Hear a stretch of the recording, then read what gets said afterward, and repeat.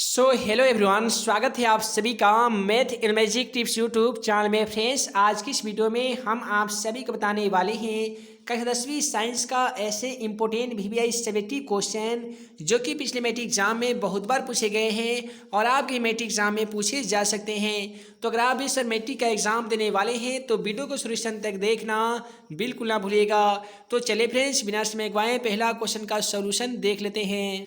हे दोस्तों, पहला सवाल फिजिक्स से लिया गया है और सवाल में पूछा जा रहा है कि प्रकाश के परिवर्तन के नियम लिखें। जैसा कि आप सभी को मालूम होगा कि प्रकाश के अपवर्तन के साथ साथ प्रकाश के परिवर्तन के भी दो नियम होते हैं। आइए जान लेते हैं प्रकाश के परिवर्तन के दो नियम कौन कौन से होते हैं। तो आप सभी रोमन नंबर 1 में लिखेंगे कि आपतित किरण, परावर्तित किरण तथा आपतन बिंदु पर डाला गया अभिलंब तीनों एक ही तल में होते हैं। ये रहा प्रकाश के परावर्तन का पहला नियम। उसके बाद में आप सभी रोमन नंबर 2 में लिखेंगे कि आपतन कोण परावर्तन कोण के बराबर होते हैं, जिसे हम सभी जानते हैं साइन आई बराबर साइन आर के रूप में। तो आइए आसान भाषा में समझ लेते हैं प्रकाश के परिवर्तन के नियम कौन कौन से होते हैं। हे दोस्तों, इस प्रकार से एक आपतन बिंदु होते हैं। ये आपतन बिंदु हो गए, ठीक है। यहाँ से आपतित किरण आती है, आपतन बिंदु पे टकराकर ये परावर्तित हो जाती है, जिसे हम लोग परावर्तित किरण कहते हैं। बीच में एक लंब डाला जाता है जिसे हम सभी अभिलंब के नाम से जानते हैं। तो प्रकाश का पहला नियम कहता है कि आपतित किरण, परावर्तित किरण और आपतन बिंदु पर डाला गया अभिलंब तीनों एक ही तल में होते हैं, अर्थात तीनों एक ही सतह में होते हैं। ये रहा प्रकाश के परिवर्तन का पहला नियम। उसके बाद में प्रकाश का परावर्तन का दूसरा नियम कहता है कि आपतित किरण और अभिलंब के बीच बने कोण को आपतन कोण कहते हैं, परावर्तित किरण और अभिलंब के बीच बने कोण को परावर्तन कोण कहते हैं। अर्थात आपतन कोण परावर्तन कोण के बराबर होते हैं, जिसे हम सभी जानते हैं साइन आई बराबर साइन आर के होते हैं।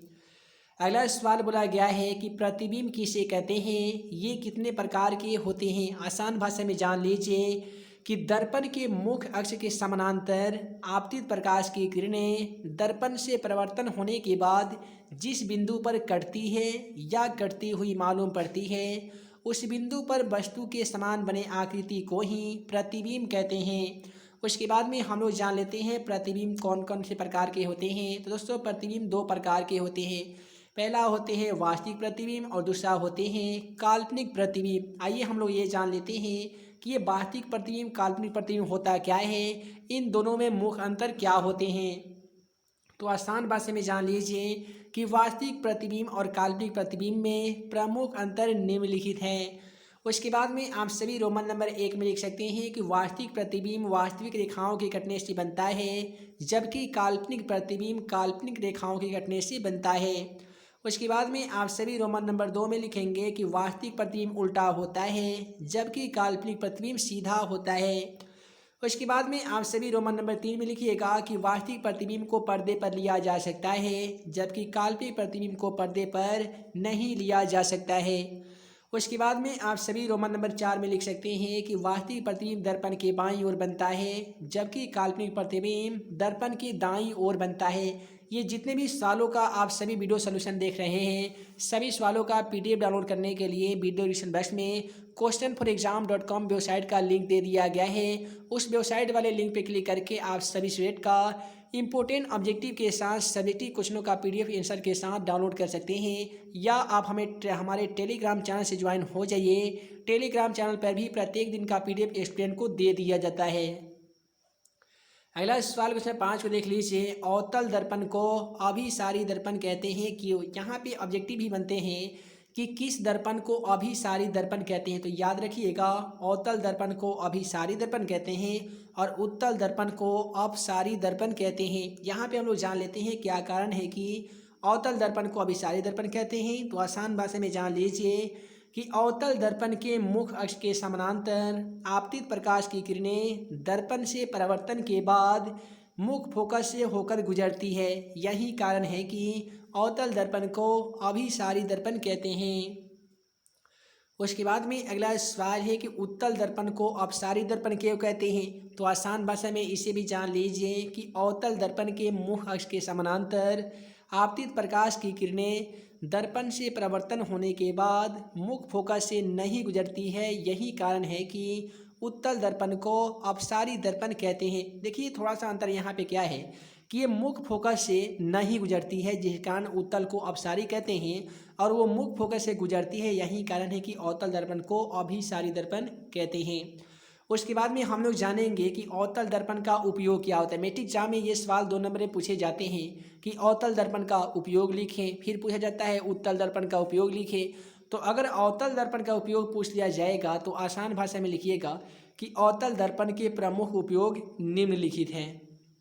उसके बाद में आप सभी रोमन नंबर 1 में लिख सकते हैं कि अवतल दर्पण का उपयोग हजामती दर्पण के रूप में किया जाता है। उसके बाद में आप सभी रोमन नंबर 2 में लिखिएगा कि अवतल दर्पण का उपयोग डॉक्टरों द्वारा रोगियों के कान, नाक तथा गले की जांच में किया जाता है। उसके बाद में आप सभी रोमन नंबर 3 में लिख सकते हैं कि अवतल दर्पण का उपयोग सोलर कुकर में किया जाता है। उसके बाद में आप सभी रोमन नंबर 4 में लिख सकते हैं कि अवतल दर्पण का उपयोग मोटर कार के अग्र छिपो टच एवं टेबल लैंप में किया जाता है। अब यहाँ से सवाल 2-3 पूछे जाते हैं कि अवतल दर्पण का उपयोग हजामती दर्पण के रूप में क्यों किया जाता है। यहाँ से सब्जेक्टिव सवाल पूछे जाते हैं।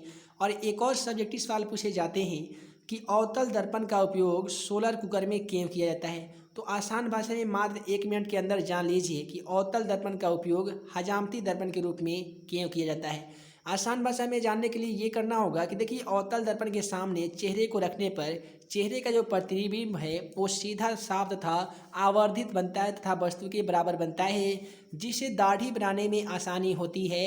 यही कारण है कि अवतल दर्पण का उपयोग हजामती दर्पण के रूप में किया जाता है। उसके बाद में हम लोग जानेंगे कि क्या कारण है कि अवतल दर्पण का उपयोग सोलर कुकर में किया जाता है। तो आसान भाषा में जान लीजिए कि बड़े बड़े अवतल दर्पण का उपयोग सोलर कुकर में किया जाता है। सोलर कुकर में लगे अवतल दर्पण क्या करता है कि सूर्य के विकिरण ऊर्जा को अवशोषित करके उसको ऊष्मीय ऊर्जा में बदल देता है, जिसके कारण सोलर कुकर के अंदर रखे भोज्य पदार्थ, खाने वाला पदार्थ आसानी से पक जाता है। यही कारण है कि अवतल दर्पण का उपयोग सोलर कुकर में किया जाता है। उसके बाद में अगला सवाल फिजिक्स का दूसरा चैप्टर जिसका नाम है मानव नेत्र एवं रंग बिरंगा संसार से ये क्वेश्चन लिया गया है कि दृष्टि दोष क्या है, ये कितने प्रकार के होते हैं। आसान भाषा में जान लीजिए कि जब किसी कारण से नेत्र लेंस अर्थात मनुष्य के आँख का जो लेंस होता है, अब यहाँ से ऑब्जेक्टिव ये भी बनते हैं कि मनुष्य की आँख में कौन सा लेंस पाया जाता है। तो जैसा कि आप सभी को मालूम होगा कि मनुष्य की आँख में उत्तल लेंस पाया जाता है, ठीक है। तो जब किसी कारणवश किसी मानव का नेत्र निकट या दूर स्थित वस्तुओं को स्पष्ट प्रतिबिंब रेटिना पर बनाने की क्षमता खो देता है, उसे दृष्टि दोष कहते हैं। आइए जान लेते हैं दृष्टि दोष कितने प्रकार के होते हैं। सबसे पहले हम लोग जानेंगे कि दृष्टि दोष कितने प्रकार के होते हैं। तो दृष्टि दोष कुल 4 प्रकार के होते हैं। पहला होते हैं दीर्घ दृष्टि दोष, निकट दृष्टि दोष, जरा दृष्टि दोष, और डी में होता है अबिंदुकता। उसके बाद में अगला सवाल है कि तारे क्यों टिमटिमाते हैं। बहुत ही सिंपल सवाल है और मैट्रिक एग्जाम में बहुत बार पूछा गया है, क्योंकि इसे याद करके ही मैट्रिक एग्जाम देना चाहिए। ये सवाल आपके एग्जाम के दृष्टिकोण से इम्पोर्टेंट है। तो तारे क्यों टिमटिमाते हैं, आसान भाषा में जान लीजिए कि तारों से निकलने वाली प्रकाश जब वायुमंडल के विभिन्न घनत्व वाली परतों से होकर गुजरता है ना, तो उसकी तीव्रता कभी बढ़ जाती है तो कभी घट जाती है। अब जाहिर सी बात है, जब प्रकाश की तीव्रता कभी घटेगी कभी बढ़ेगी तो निश्चित है कि तारे टिमटिमाते हुए मालूम पड़ेंगे। तो इसी प्रकार से आपको एग्जाम के पेपर में भी लिख कर आना होगा। अगला सवाल विद्युत से लिया गया है कि विद्युत विभव क्या है, इसका ए सही मात्रक लिखें। आसान भाषा में लिखिएगा कि एकांक धन आवेश के अंत से किसी निश्चित बिंदु तक लाने में किए गए कार्य को विद्युत विभव कहते हैं। इसका ए सही मात्रक वोल्ट होता है, इसे भी द्वारा सूचित किया जाता है। उसके बाद में है कि विद्युत ऊर्जा क्या है, इसका ए सही मात्रक लिखें। आसान भाषा में जान लीजिए कि विद्युतीय ऊर्जा कार्य को ही विद्युत ऊर्जा कहते हैं। इसका ए सही मात्रक जूल होता है, किंतु व्यावसायिक मात्रक KWH होता है, जिसको हम लोग किलोवाट घंटा के नाम से जानते हैं। उसके बाद में अगला सवाल है कि बिजली के स्त्री यानी आयरन का वर्णन कीजिए। यानी बिजली के स्त्री एवं आयरन के बारे में आप सभी क्या जानते हैं, उसी के बारे में लिखना होगा। तो आसान भाषा में लिख दीजिएगा कि बिजली के स्त्री में उसके दोनों सिरों के बीच में एक नाइक्रोम तार की बनी कुंडली होती है, जिससे लोहे के 2 सतहों के बीच में करना चाहता है जब कुंडली में धारा प्रवाहित की जाती है तो वह गर्म होकर लोहे को गर्म कर देता है, जिसे कपड़े पर इस्त्री की जाती है। अगला सवाल है हमारा कि 1 एम्पियर क्या है। मैट्रिक एग्जाम में ये भी सवाल 2 नंबर में पूछा गया था, इसीलिए इसे भी याद कर लीजिएगा कि 1 एम्पियर क्या है। आसान भाषा में लिखिएगा कि जब किसी चालक तार से 1 सेकंड में 1 कूलम आवेश प्रवाहित होती है तो उस चालक से प्रवाहित धारा 1 एम्पियर कहलाती है, अर्थात 1 एम्पियर बराबर 1 कूलम प्रति सेकेंड होता है। उसके बाद में अगला सवाल है धारा चैप्टर से है, विद्युत धारा से, कि प्रत्यावर्ती धारा डायनेमो और दिष्ट धारा डायनेमो में अंतर स्पष्ट कीजिए। यानी प्रत्यावर्ती धारा डायनेमो और दिष्ट धारा डायनेमो में क्या क्या अंतर होते हैं। आसान भाषा में लिख आइएगा कि प्रत्यावर्ती धारा डायनेमो में आर्मेचर की कुंडली 2 सर्पी सतहों से जुड़े होते हैं, जबकि दिष्ट धारा डायनेमो में आर्मेचर की एक विभक्त वलय से जुड़े रहते हैं। उसके बाद में आप सभी रोमन नंबर 2 में लिख सकते हैं, प्रत्यावर्ती धारा डायनेमो द्वारा उत्पन्न धारा आवर्त रूप में बदलती हुई दिशा में चलती है, जबकि दिष्ट धारा डायनेमो द्वारा उत्पन्न धारा सीधी रेखा में चलती है। उसके बाद में अगला सवाल है हमारा कि प्रत्यावर्ती धारा के लाभ बताएं। यानी प्रत्यावर्ती धारा से कौन कौन से लाभ होते हैं, वहीं आप सभी को इस क्वेश्चन के माध्यम से बताना होगा। आसान भाषा में लिख आइएगा कि प्रत्यावर्ती धारा के लाभ निम्नलिखित हैं। अब आइए जान लेते हैं लाभ कौन कौन से होते हैं। रोमन नंबर 1 में लिखना होगा कि प्रत्यावर्ती धारा द्वारा बड़े बड़े यंत्र चलाए जाते हैं, यानी बड़े बड़े मशीन चलाए जाते हैं। उसके बाद में रोमन नंबर 2 में लिख सकते हैं, प्रत्यावर्ती धारा के विद्युत वाहक बल को दबाकर दूर भेजा जा सकता है। रोमन नंबर 3 में लिखिएगा कि प्रत्यावर्ती धारा अत्यधिक खतरनाक होता है। अगला सवाल है कि भू संपर्क तार से क्या कार्य है। भू संपर्क तार के जो कार्य होते हैं वहीं आप सभी को बताना होगा। तो आसान भाषा में जान लीजिए कि जब किसी कारणवश से विद्युत परिपथ में विद्युत धारा का प्रवाह बढ़ जाता है तो भू तार के द्वारा जमीन के अंदर चला जाता है, जिससे परिपथ में लगे उपकरण बर्बाद होने से बच जाते हैं तथा घरों में आग नहीं लगती है, जिसे हम लोग भू संपर्क तार के नाम से जानते हैं। भू संपर्क तार को अपने में भाषा में जान लीजिए, जो आर्थिन का जो तार होता है ना, उसे ही भू संपर्क तार कहते हैं। उसके बाद में अगला सवाल क्वेश्चन 12 को देख लीजिए। क्वेश्चन 12 में बोला गया है, प्रकाश का वर्ण विक्षेपण से आप सभी क्या समझते हैं।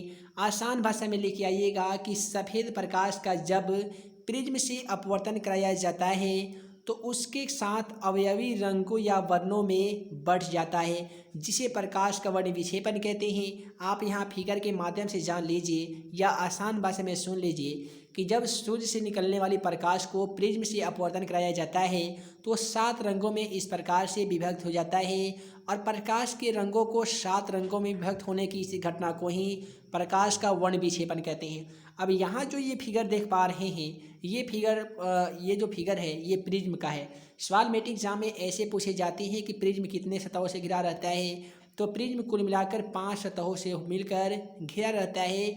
और प्रिज्म की खासियत ये होती है कि प्रिज्म पर जब भी श्वेत प्रकाश डाला जाता है तो इस 7 रंगों में विभक्त हो जाता है, और इसी घटना को प्रकाश का वर्ण विक्षेपण कहते हैं। अगला सवाल है, प्रतिस्थापन अभिक्रिया क्या है, उदाहरण देकर समझाइए। मैट्रिक एग्जाम में ऐसे सवाल 2 नंबर में पूछे जाएंगे।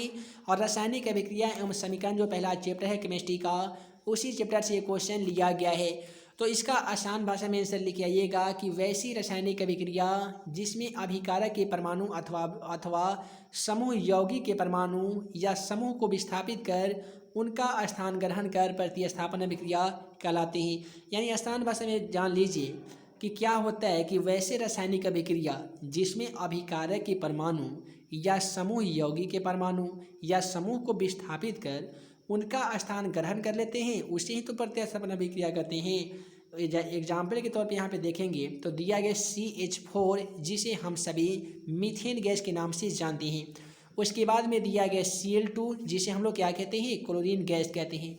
जब इसे सूर्य के प्रकाश के साथ अभिक्रिया कराते हैं तो ये बनाता है CH3Cl प्लस HCl बनाता है, यानी हाइड्रोक्लोरिक अम्ल बनाता है। तो यहाँ पे CH4 को देखिएगा तो इसका स्थान चेंज कर लिया है और उसको हटाकर स्वयं इसके स्थान पे बैठ गया है, जो प्रतिस्थापन अभिक्रिया का एक उदाहरण बन गया है। अगला सवाल है, हाइड्रोकार्बन क्या है, उदाहरण के साथ समझाइए। काफ़ी सिंपल सवाल है, आसान भाषा में जान लीजिएगा कि वैसा रासायनिक यौगिक जो कार्बन एवं हाइड्रोजन के साथ मिलकर बनते हैं उसे हाइड्रोकार्बन कहते हैं। या ऐसे जान लीजिए कि हाइड्रोजन और कार्बन से मिलकर बनने वाले यौगिक को ही हाइड्रोकार्बन कहते हैं। अब एग्जाम्पल के तौर पे लिख दीजिएगा, मीथेन हो गया, ब्यूटेन हो गया, प्रोपेन हो गया, ये सभी हाइड्रोकार्बन के प्रमुख उदाहरणों में से एक है। ब्यूटेन जैसे होता है CH4, इसे हम लोग मीथेन गैस कहते हैं, जो एक सरल हाइड्रोकार्बन है। यहाँ पे देखिएगा तो कार्बन मिलेगा, नहीं तो क्या मिलेगा, हाइड्रोजन मिलेगा। उसके बाद में C2, यहाँ पे C2H4 होता है, C6H8 होता है। जितने भी हाइड्रोकार्बन में जाइएगा तो सही में केवल आपको कार्बन मिलेंगे, नहीं तो हाइड्रोजन मिलेंगे। अगला सवाल को देख लीजिएगा कि विद्युत बल्ब का निम्नांकित चित्र बनाइए। तो इस प्रकार से जहाँ पे मोबाइल स्क्रीन पे विद्युत बल्ब का चित्र के साथ यहाँ पे आपको नाम लिख देना होगा। और जैसा कि बताया जाता है कि मैट्रिक एग्जाम में इस प्रकार से फिगर बनाने वाले भी बहुत सारे सवाल पूछे जा सकते हैं। तो यहाँ पे लिख दीजिएगा, ये पिन होता है, यहाँ पे टाका होता है, ये पीतल की टोपी होती है, बीच में कांच की छड़ होता है, यहाँ पे एक मोटा शौचालय तार होता है, और ये जो आर से लगा हुआ है ये कांच होता है, और बीच में एक फिलामेंट का बना हुआ तंतु होता है।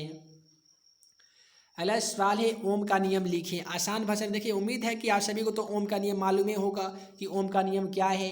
यानी स्थिर तापक्रम पर किसी चालक के सिरों के बीच मौजूद विभवांतर चालक में प्रवाहित धारा के समानुपाती होता है, जिसे ओम का नियम कहते हैं।